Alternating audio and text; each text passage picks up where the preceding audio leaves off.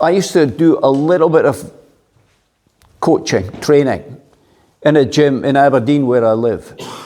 And there was a young guy who was about 11 years old who used to stand outside the club with his mountain bike because he cycled from one of the housing estates to the boxing club. And he'd stand there, and he was from a Polish family, and he was extremely shy.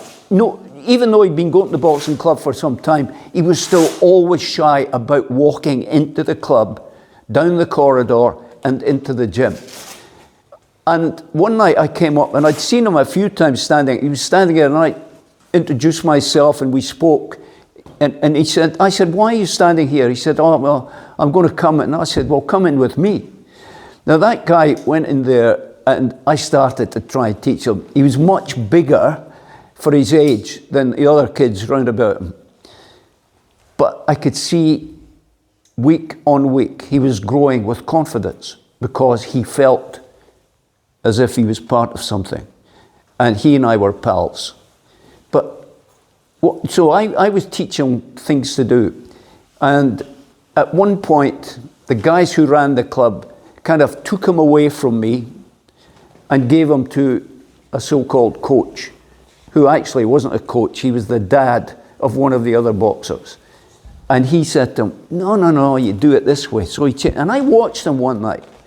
And he was with a proficient boxer, a youth champion, who was pumping left jabs into his face constantly. And this poor kid, by then he's about 13, this poor kid was taking a real hammering.